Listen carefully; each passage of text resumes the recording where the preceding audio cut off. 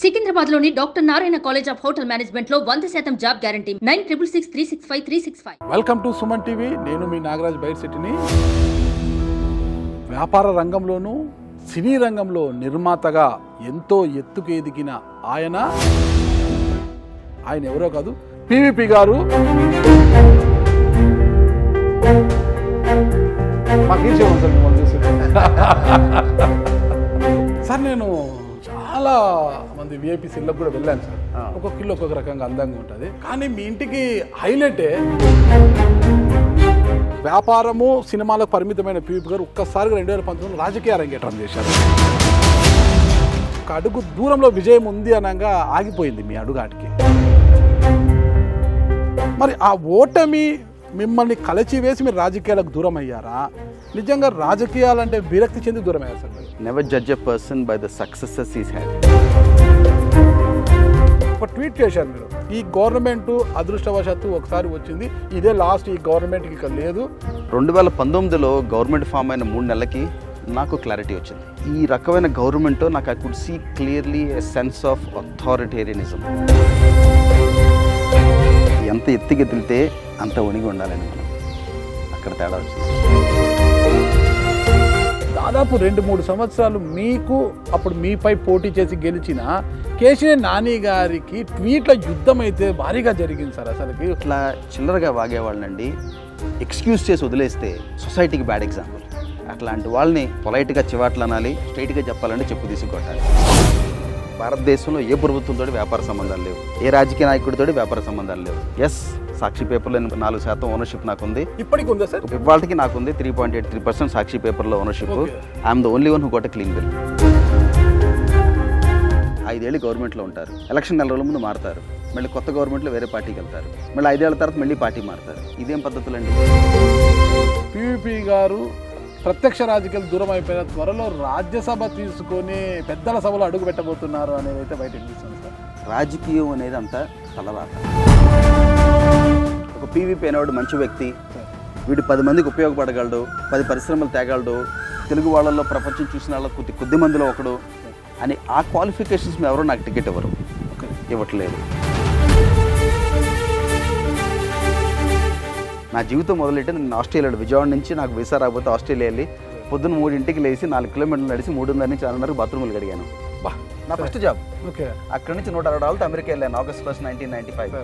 నేను బాత్రూంలో కడిగినప్పుడు వేసిన బట్టలు ఇవాళకి నా రూమ్లో బెడ్రూమ్లో తీసుకెళ్ళి బ్యాగ్ చూపిస్తాను.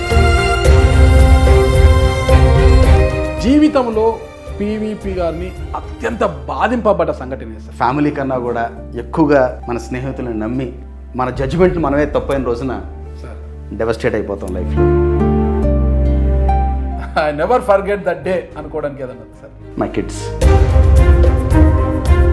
నా 23 ఏళ్ల వయసు అప్పుడు ఇండియా వదిలినప్పటి నుంచి ఇవాళ నా 53 ఏళ్ల వయసు వరకు ప్రతి రూపాయికి బ్యాంక్ స్టేట్మెంట్ ఉంది, ప్రతి రూపాయికి కట్టిన ట్యాక్స్ ఉంది. అంత తెల్ల కాగితం ఇట్స్ ఓపెన్. పివిపి గారు కొద్దిగా తిక్కల మనిషి. టైం అంటే టైం కాడు ఉండాలి. నా ద్వారా మీకు డబ్బులు పోయినాయి సార్, మీకు అది నేను ఇవ్వగలను. నా ద్వారా మీకు వేస్ట్ అయిన టైం నేను మీకు వెనక ఇవ్వలేదు. Welcome to Suman TV. నేను మీ నాగరాజ్ బైర్శెట్టిని. వ్యాపార రంగంలోనూ సినీ రంగంలో నిర్మాతగా ఎంతో ఎత్తుకు ఎదిగిన ఆయన రాజకీయ రంగంలో కూడా రాణించాలనే ఉద్దేశంతో వడివడిగా అడుగులు వేశారు. కానీ ఒక్క అడుగు దూరంలో ఆయన ఆగిపోయారు. ఆ తరువాత భవిష్యత్తు రాజకీయాలపై ఓ అంచనాకు వచ్చిన ఆయన అసలు ఏమి జరుగుతోందో అని ముందే చెప్పేసి రాజకీయాలకు దూరంగా ఉండిపోయారు. ప్రస్తుతమైన సినీ నిర్మాతగా, ఒక వ్యాపారవేత్తగా ఫుల్ జోష్లో సక్సెస్గా ముందుకు దూసుకుపోతున్నారు. మరి ఎందుకు అంత వేగంగా రాజకీయాల్లోకి వచ్చి అడుగు దూరంలో ఆగిపోయిన ఆయన తర్వాత ఎందుకు ఆ అడుగుని పూర్తి చేసి ముందుకు వెళ్ళలేకపోయారు? వ్యాపారాలు సినిమాలకి ఎందుకు పరిమితమైపోయారు అన్న పూర్తి వివరాలు తెలుసుకోవడానికే నేను ఇక్కడికి వచ్చాను. ఆయన ఎవరో కాదు, ప్రముఖ వ్యాపారవేత్త, సినీ నిర్మాత పివిపి గారు. ప్రస్తుతం మనము ఆయన ఇంట్లోకి వెళ్తున్నాము. వెళ్ళిన తర్వాత మిగతా అన్ని వివరాలు కూడా పూర్తిగా తెలుసుకుంటాం మనం ఆయన నుండి.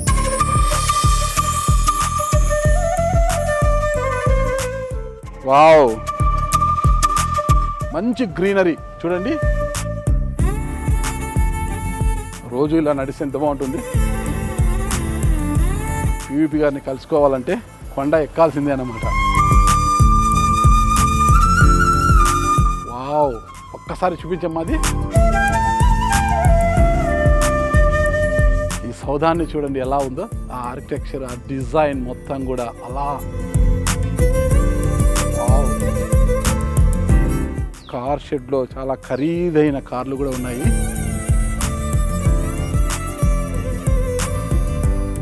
బయటంతా చూశారు కదా, మొత్తం ఈ ప్రాంగణము, అసలు ఈ చెట్లు, ఈ పచ్చదనము, ఈ వాతావరణము అంతా చూశారు కదా ఎలా ఉంది. అసలుకి అవుట్లుక్కే అదిరిపోయింది కదా. లోపల ఎలా ఉంది, ఏం కథ అనేది చూద్దాము. ఉంటుంది డోర్ ఇది.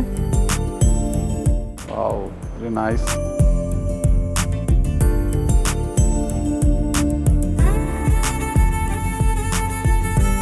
మంచి టేస్ట్ ఉంది కదా పీవీపీ గారికి. ఇక్కడ చూడండి, ఈ బొమ్మలు చూడండి ఎంత బాగా విజిబిలిటీలో ఉన్నాయి. చెడు చూడకు, చెడు వినకు, చెడు మాట్లాడకు.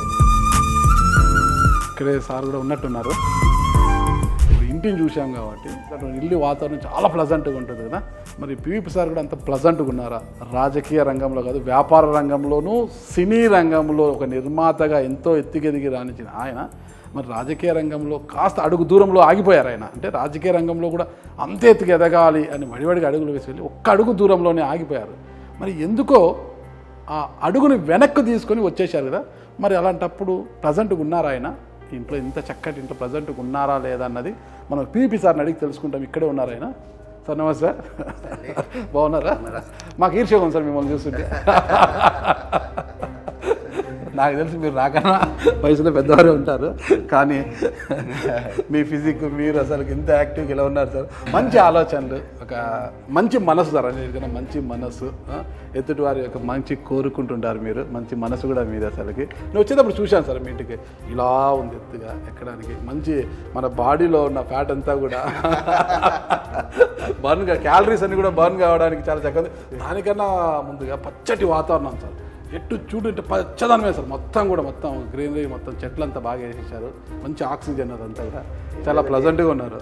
మన మైండ్ క్లటర్ ఫ్రీగా ఉండాలి సార్, ఇల్లు క్లటర్ ఫ్రీగా ఉండాలి. Okay sir. మన హార్ట్ క్లటర్ ఫ్రీగా ఉండాలి. ఖచ్చితంగా అది ఎప్పుడు ఫ్రీగానే ఉంటుంది సార్. నేను చాలా మంది విఐపీస్ ఇళ్ళకు కూడా వెళ్ళాను సార్.